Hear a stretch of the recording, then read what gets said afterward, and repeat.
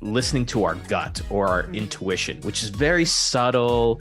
It's not driven by ego, never gives you details, and it's very scary to follow it, right? 1, 2, 3, 4.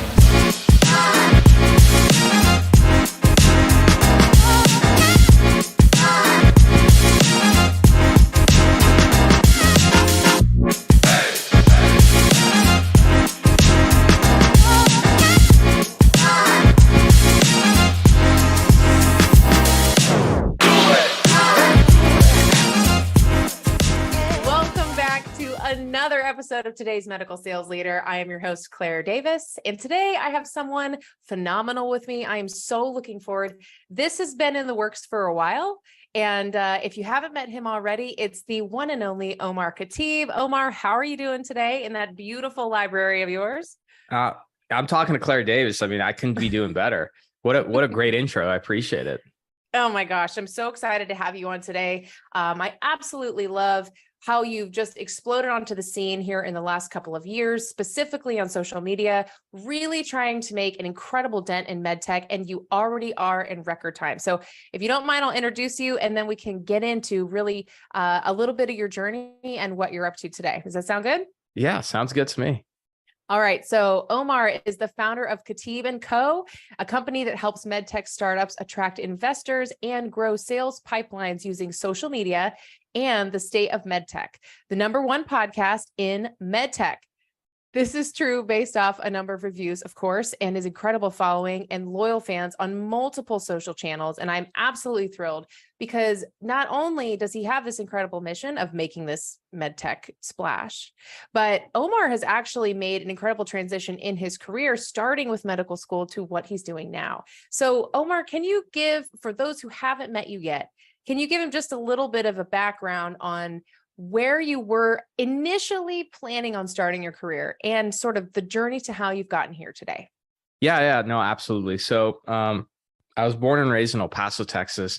And, I have a father who's a general surgeon in private practice. I really looked up and admired my father. And, I grew up at a time where like being a surgeon was like a big deal, right?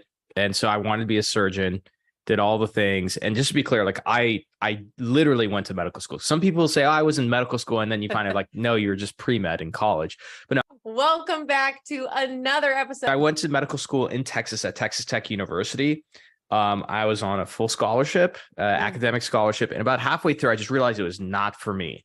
And I think this is the one thing I tell people in their careers is that, here in the West, we get too hooked up on like objectivity and data and blah, blah, blah, blah, blah, which is fine. But I think we've gotten farther away from like listening to our gut or our intuition, which is very subtle. It's not driven by ego, never gives you details. And it's very scary to follow it. Right. And so when I was in medical school, like I just got this feeling like it was like a very subtle nudge, like, oh, you shouldn't be here. And I remember I would bury that voice under like, no. Cause we get scared when we hear that. Right. And so, long story short, I sat down with my father one night and, it was a multiple conversation. And I talked to him and I was like, this is how I'm feeling. And I it was a dream. Like, just to put people in perspective of how hard it, first to get into med school, it's like 0.5% of people get in. I struggled with the MCAT, but because of my schoolwork, of research, a variety of things, not only did I get in, I got pre-accepted, I got full scholarship. So it's like almost like a rags to riches story. I did all this. And then like a couple years in, it's like, oh no, this this may not be for me. So my father told me, like, look, it's only going to get more difficult. And if you feel like this now, like, you're going to be miserable and you're going to make a terrible, terrible physician. You're not going to help anybody. And so I left medical school without a plan. That's number one, which I want to tell people, which is sometimes, sometimes it's better to have a plan. Like if you're in a lousy job, it's always better to go job searching and transition when you have the job. But you know what? Life is short. And sometimes the best way to learn how to swim is to just jump in the water and you'll figure it out on the way.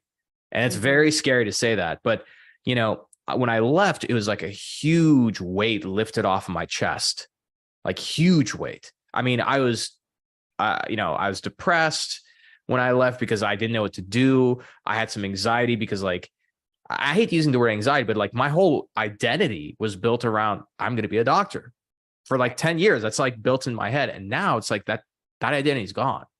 Right. So it's very, so I had no idea, but this idea of the new thing was very liberating. It was very empowering. Right. And I'd say I went through the exact same process, although I was much more prepared a year and a half ago when I decided, yeah, you know what? I think I'm done working for other people, and I feel ready to become an entrepreneur. Even though I, just like back 10, 15 years ago, I didn't know what to do when I left med school. When I left corporate world, I had no idea how to make money. I had no idea what my business was going to be. I just said one day, okay, I'm going to be an entrepreneur. How am I going to make money? Because rent's due next month. I live in Southern California. Ain't cheap here. Had a pregnant wife at the time. Anyway, I kind of, told that whole thing just to say that, to really encourage people to get in touch and pay attention to their intuition. And the best way to practice your intuition is every single week with little things like, maybe walk into a store and just say like, oh, which way should I go? And just kind of feel that out. Or if somebody says, hey, you want to do this? Do you want to come to this party? Just answer based on how you feel. Don't even think about it. So that way you practice with things that don't matter, so that when the big things come up, then you make the right decision. I love that this conversation is going this way. Honestly, Omar. Yeah. Most people don't expect that kind of answer when they ask me this question, but I spent almost 10 years really studying and reflecting and analyzing what happened. Right. Well, and, probably there was a bit of pressure from not wanting to disappoint your family. Like your dad was a surgeon. And I mean, there's some pride. And was there pride there too, where you wanted to carry on the tradition? Yeah, sure. I had in my mind, and we kind of talked like I would, become a surgeon. Maybe if I was in gen surge, maybe we practice together or like do surgery, because there's like some father-son duos like in practice, so there's like this whole thing built up, not to mention like the community pressure. Like I was in the local paper. There, like all the persuasion needed to prevent me from making that decision. And I think that's the most important thing about, I think, being in business or sales. The more you understand persuasion or psychology, the more you understand why you make decisions, why you don't make decisions. And then at that point, anything's possible in this world, Oh, I'm so glad you mentioned that. And it's true. And what I find, at least from the career space, is that often we don't give ourselves that credit of trusting our intuition, even when things go really bad. I was just sharing a story today on LinkedIn where there was a company, unfortunately, that had cut commission and also had essentially decentivized their workers, and then said, oh, nope, in 6 months, you'll get a raise, but then also took away any overtime pay. So in the end, it was a pay cut. Yet a lot of these folks don't feel comfortable to make a move because in their mind, it's, I've prepared for this. I've studied for this. I'm practicing finally, right? I've got my own practice. And they took a while to really get comfortable with the idea that they deserve more, and that it is scary, but absolutely worth following your gut. So I really like what you're saying about this. So, so walking into the grocery store, right? Do I turn right? Do I turn left? Saying which party do we want to go to? Maybe we're not feeling it that night.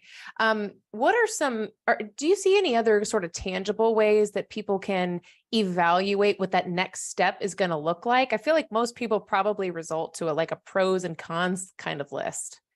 Yeah, and I don't like pros and cons because you're still biasing yourself, right? The whole, what I think, the whole idea of intuition is and this is like part of sales, which is like really developing the skill of curiosity, Mhm. right? And really digging in to get to the source of truth. Um, sometimes when it comes to following your intuition, like I'll have conversations with people, and sometimes you need somebody to tell you, like, oh, this is exactly what you should do. Great. But a lot of times when you're in a moment of discovery, all you're just trying to do is get exposure to ideas. And sometimes when I tell, and I gotta credit him because I've been using this a lot, Todd Zog, who's really well-known sales trainer in our industry and everything. When I first reached out to him, I was getting some advice from him, and he told me something great. He's like, look, I have no advice to give you, but I have a lot of ideas. And I think I like that. and I think that's a lot what people should be looking for sometimes, is that sometimes the best person to decide what you should do is you, right? And Mhm. especially in the world today, like it's not like 10, 20 years ago. Like the world in the market's changing so fast. It's tough to Mhm. actually know what's going to happen. So sometimes like getting the ideas of what direction you should go, like you're better off going in the right direction really slowly than in the wrong direction fast, Yeah, brilliantly said. And Yeah. it's funny because often when someone comes to Traction Resume, so you guys out there, we write resumes for medical sales professionals. Usually the conversation goes something like this: "Hey Claire, what do I have to do on my resume to get this job that I want?" And I'll Yeah. say, They're looking "Oh, for like a little shortcut. It's like the right. one thing. Yeah. And it's just not the world we live in. No, there's no tip or trick. It's specific to what you want next. It's specific to your individual path and what you're bringing forward. So I think I surprise a lot of people when my first reaction is, well, what is it you want to do? Because sometimes they don't even believe that that is what we can go after. They think like, well, who would settle for me? Who would Yeah. who would take a chance on me right now? But I'm like, no, no, no. Let's back up because you have a ton to offer. It's what you want. And that intention is incredibly powerful toward Uh, getting what you do want. Absolutely. And like, Yeah. I'll say something like I'm a big proponent. I learned this, fortunately. I mean, I feel like I learned it too late. Well, not too, I learned it later than I should have, but early enough that I benefited still. But I really encourage people, like, work with professionals. Like, look, you and your company are professionals at packaging individuals essentially, right? Yep. And like between the resume, the interview, and everything, like you're essentially creating a package, like a wrapper for the product. And so I think that's really important, which is like, who do you want to be? Because that's the package we have to create. And again, like, could someone go and figure this out on their own? Probably. The problem with that is that when you're doing this on your own, even myself, as much as I meditate, I do mindset stuff, all these, I still spend money on coaches or surgeons and everything because I need somebody objectively to help me manage my own personal biases and help me figure out the direction I need to go. Like even now, I'm an entrepreneur. There is a service I pay where every week I'm reporting to somebody my projects for the week, and we talk about why am I doing those things. Because when you just Mm, sit and try and do it yourself, like, all kinds of things come up. You bias yourself the wrong way. And so you need somebody to kind of objectively stand back and kind of help you create that wrapper of who you want to be. And then say, great, this is how you go sell that product to all these other people. Right. right. You know? Exactly. Exactly. That's such a perfect way to put it. I love that packaging piece. It is about creating the brand, right? And I think that's something that's been, at least in the last 5 years, an incredible shift in the medical sales industry. And I'm sure everybody listening here, especially if you're on LinkedIn today, you are definitely seeing this in the marketplace, is that it's becoming more important than ever to have a personal brand. And that's one thing I think that you do exceptionally well. So can you talk a little bit about, from your perspective, how the market has evolved and now required people to become greater than a commodity in this business? Because as we like to say, you are a category of one. All it takes is great branding. But otherwise, I think the moniker is, if you can sell one thing, you can sell anything. But the thing is actually when you're known for something specific, like the incredible brand that you've built, Omar, it's like it'll catch fire for you. So can you talk a little bit 100%. about what you've seen? Yeah. Yeah, absolutely. And just to kind of prime this, because, people hear about the importance of having, let's say, an online presence and all this. I'm going to take it from literally a page from this book that I'm going through. If you're interested in venture capital, there's one book you should get, and it's more of a textbook, but it's Mahendra Ramsinghani's book, which is The Business of Venture Capital. And so on getting into venture capital, right, there's who is it? David Cowan, who's one of the VCs out of Silicon Valley. So we're talking about getting into venture capital, right? He even says, and I'm reading from here directly, cold calling a venture capital firm rarely works, especially in the modern day. I don't think that approach will work today. The business is much more complex and competitive, warns David. What might work is a web presence. And then they go on to explain that like Union Square Ventures and a few others, like they don't even take resumes. Their thing is just like have a web presence, meaning anything we can go visit via URL, LinkedIn profile, blog, etc. Right. Yep. So like if that's what it takes to become a venture capitalist, like it's going to be the same for so many other things. Right. And so I think, the human brain was never designed to separate things. Right? Like the human brain hasn't evolved thousands and thousands of years. So like the digital world that we communicate and work through versus the physical, it's all the same thing. Similarly, all of us have been influenced by Amazon and Google, but specifically Amazon. So if we're going to buy something, let's say like for me, I bought a lint. Actually, this is a great example. I bought a lint roller a few months ago. Like it's a lint roller. It's just a lint roller, Claire. But when I went on Amazon, here's what went into my decision. I'm like, how many reviews does a top lint roller have? How many, like what pictures are there? The like media, because different things of persuasion that persuade me. So for me, I just want to see lots of reviews and like a few pictures. Some people want to see like videos of other people using it, etc. But all of those points of persuasion are on one page. And people make those kind of decisions 2, 3, 5, 10 times a day as consumers.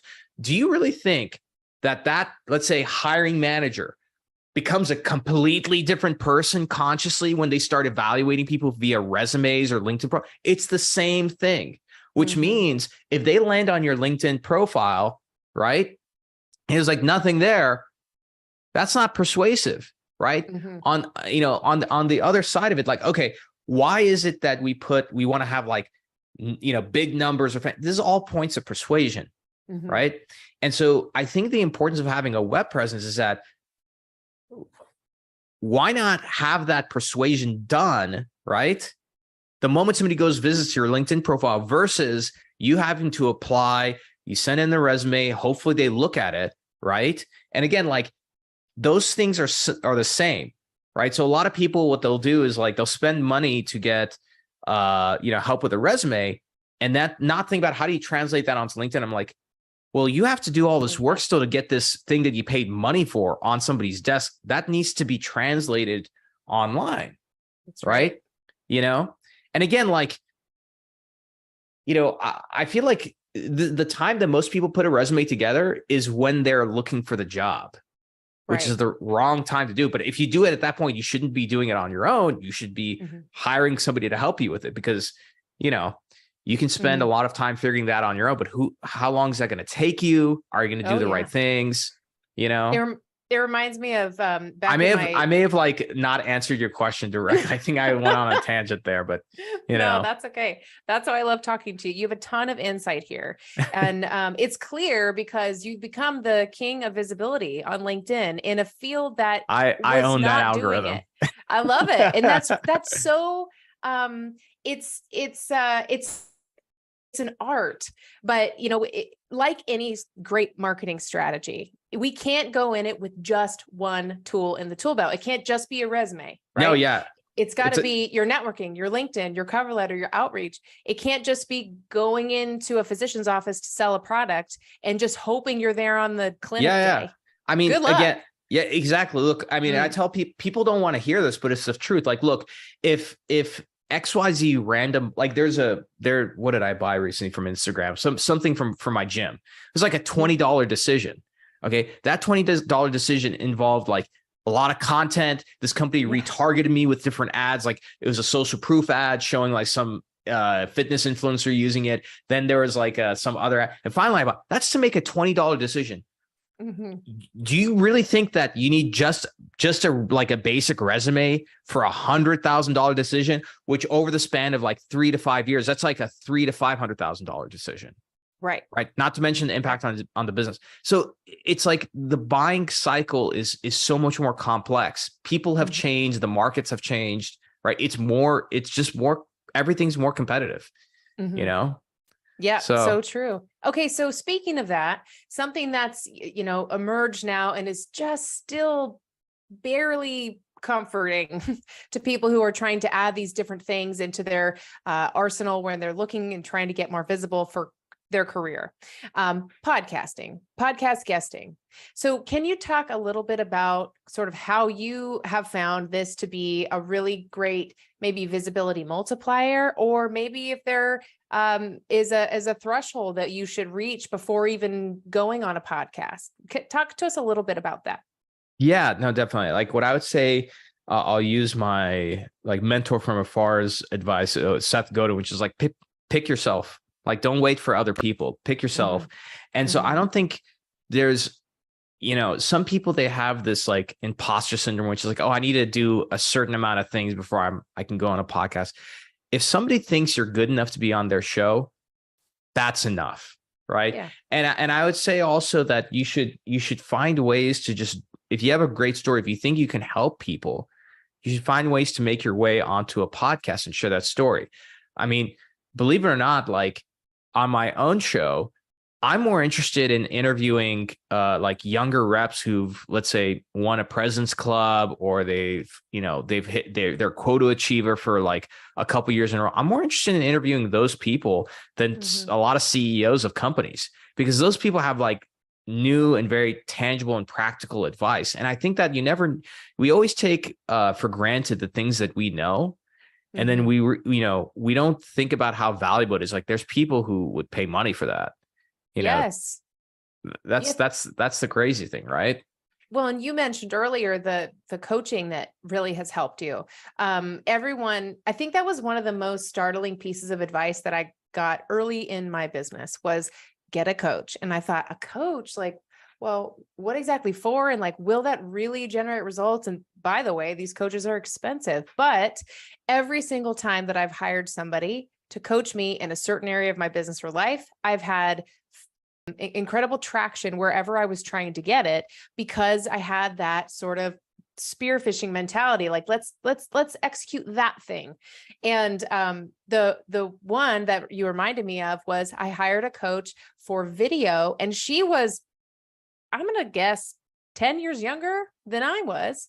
And it was so refreshing because her approach was like none other that I had ever heard. And it was so fresh, and she was up to date on all these things I was missing. So I love that you're highlighting these people who are early in their career, because often they haven't had the chance to go to their 20th, NSM and learn the sales strategy that they will only use, and it's just baked in, and that's how they'll always do it. They're still creating and creating their own way. I think that's really powerful. Yeah. And I think, I hate to say, so our industry, like every industry, takes on the psychology of their customer. And the psychology of our customer in this industry, let's just say specifically with surgeons, that most surgeons have pretty big egos. They think they know everything. Right. And understandably so. I mean, if I have somebody operating on me, I don't want a surgeon who doesn't have confidence. I want, like, in some ways, I want a surgeon with a God complex. Yeah. Because like, I don't want them second guessing themselves. But then our industry kind of takes that on. And I see it too often where like, it's usually senior leaders where, because of somebody's age or experience or whatever, they devalue the advice, or they're like, oh, what am I going to learn? Right. And I think it's just such a mistake. And it's funny because like I've dealt with senior leaders like that. And on the same token, I have leaders like Joseph Othman, who is a legend coming out of Intuitive Surgical. I mean, the list goes on of like high caliber individuals who have sought me out for advice and paid me for engagements, because they're like, you are like, this is something I don't know, and you're good at this. I need help. Right. I think the age thing, the experience, all that matters is results. All that matters is results. So like, I'll give you a great example. Since, when is it? So I'll give you an example, just again, because I like to use these examples so people can really have tangible things.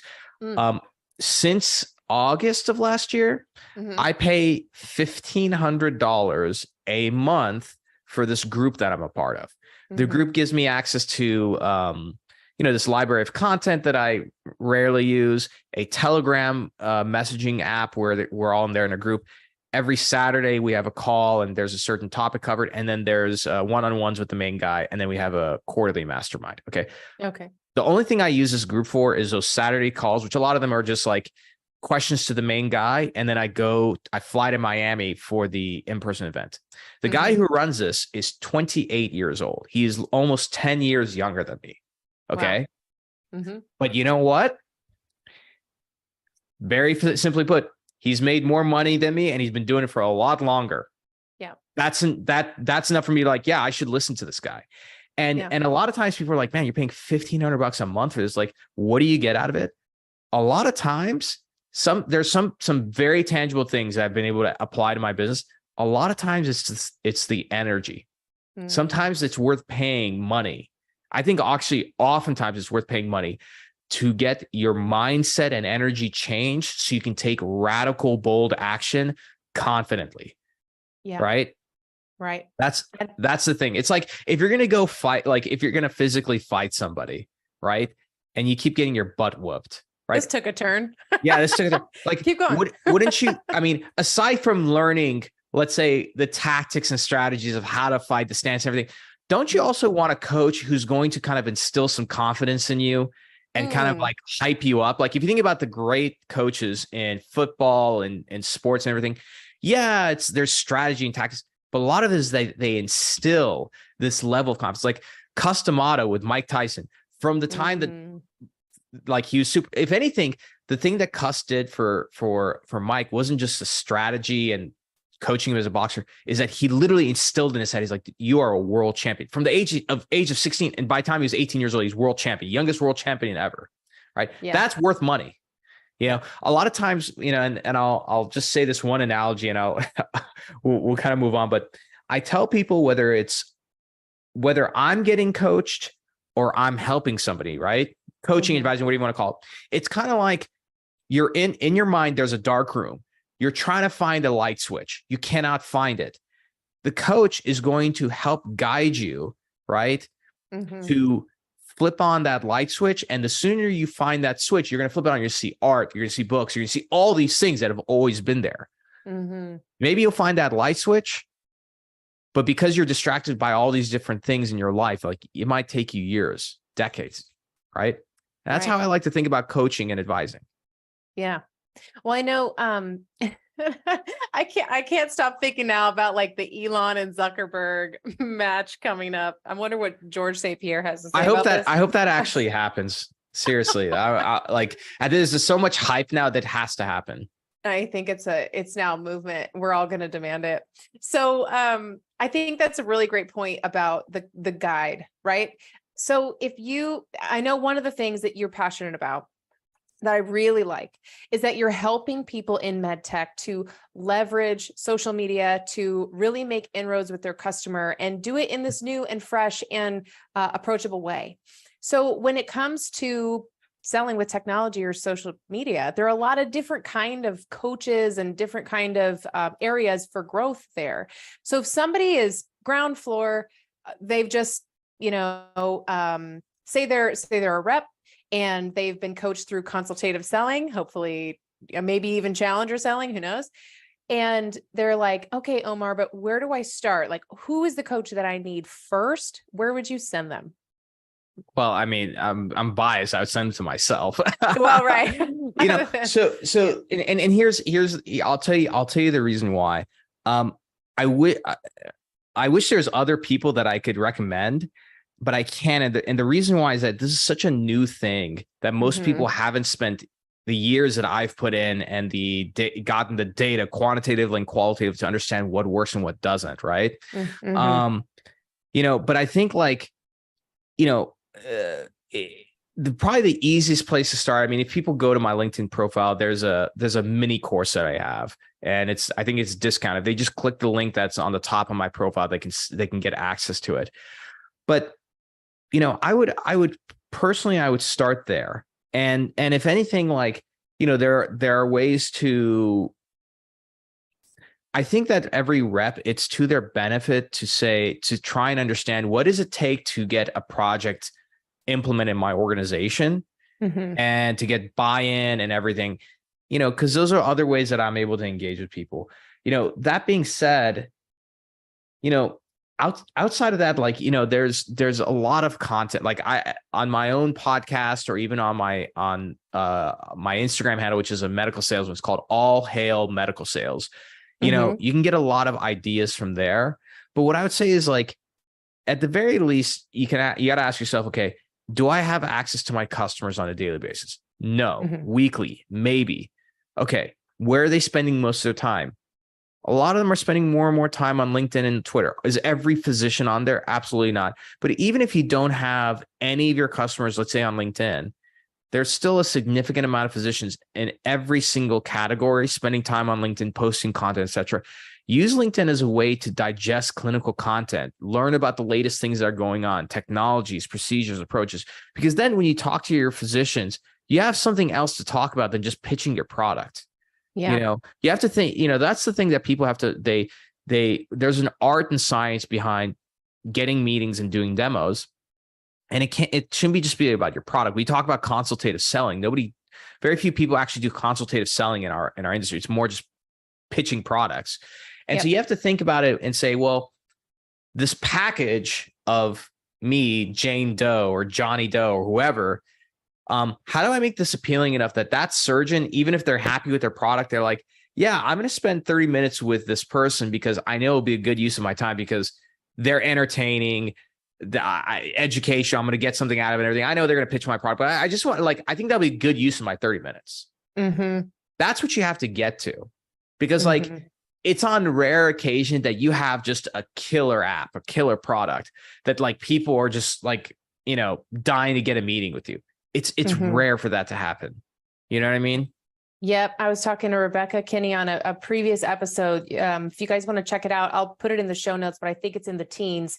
And, she mentioned that there aren't a lot of fresh products being created, not as many as there could, but there is a large number of Me Too products. And I mean, for good reason, and understanding the enterprise sale and how that works, that's great. But you're right. Sometimes it's really not enough to sell on product alone. It's got to either be a really deep understanding of what the pain points are out there. Is there a pain quotient big enough to make someone turn their head to what we have in our bag? Or are they going to want to do business with Omar because it's Omar? And of course they are, because you put the time in there, Yeah. And again, like, you're talking about the pain quotient, like, to figure out the pains they're dealing, you have to have a conversation with them.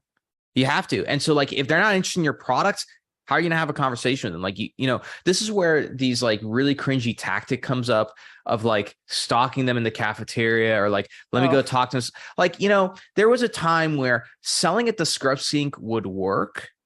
Mm-hmm. Because the doctor had enough leverage to say, yeah, like, let me use your stuff next case. Like it sometimes that works, but it really does. And so you got to think like a lot more creatively of like, where can I create those opportunities for discussion? And then again, what I tell reps all the time, like, okay, let's imagine you walk in the elevator and the surgeon you're trying to sell to is there. The elevator gets stuck. Neither of you have Wi-Fi. And so like, you're stuck together for like 3 hours. Like if they just start talking, are you going to just start talking about your product? No. So you got to think of something else interesting to talk about, to demonstrate your knowledge base, et cetera. And a lot of that is like there's no magic formula. Like I have people who apply for my course and they want to, like, for my larger course, the medical sales network effects program, because they're thinking it's going to be like this panacea magic bullet. And I'm like, no, there's like no magic bullet here.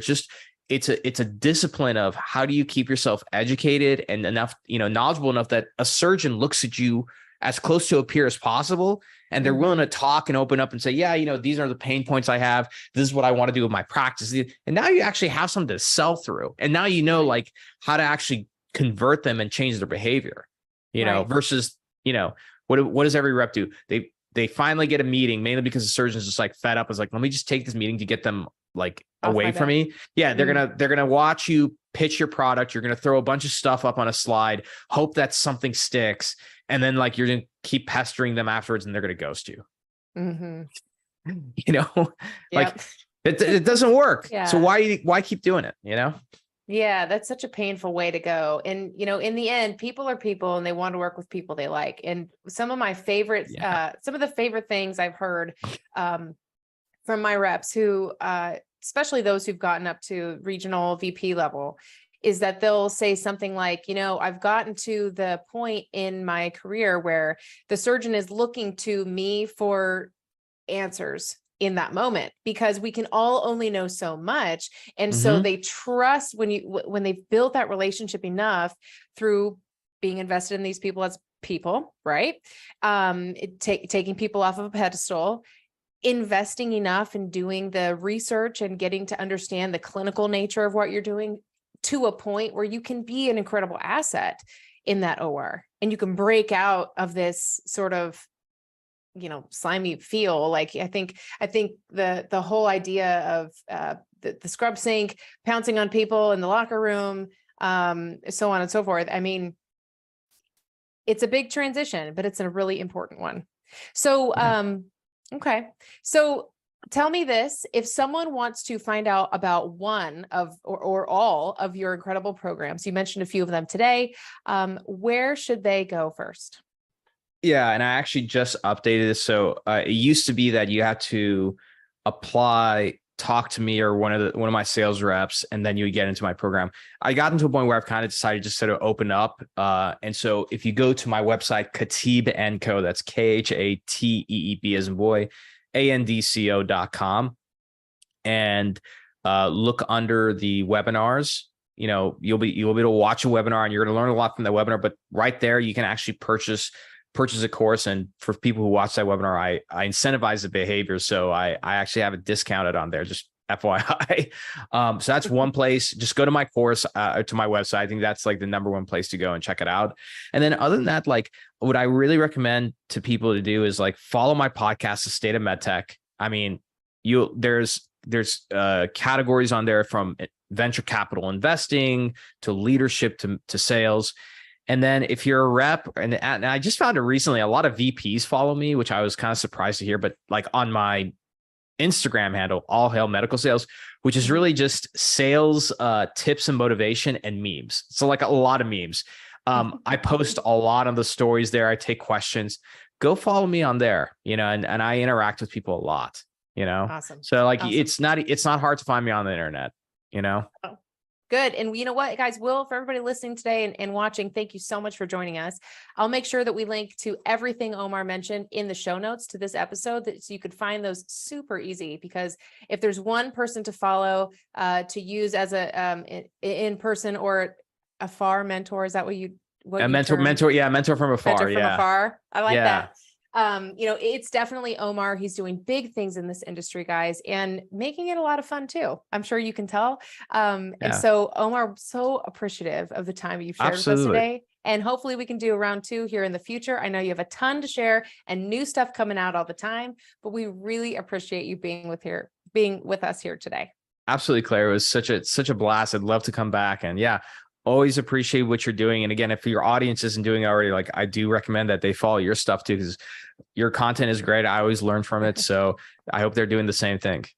Oh, thank you so much. Hey, we've got to stick together in this crazy industry. So totally. Thank you so much. Thank you everybody for being here today. We so appreciate every single one of you who joined us for this episode. And if you have any questions, feel free to hit us up in the DMs.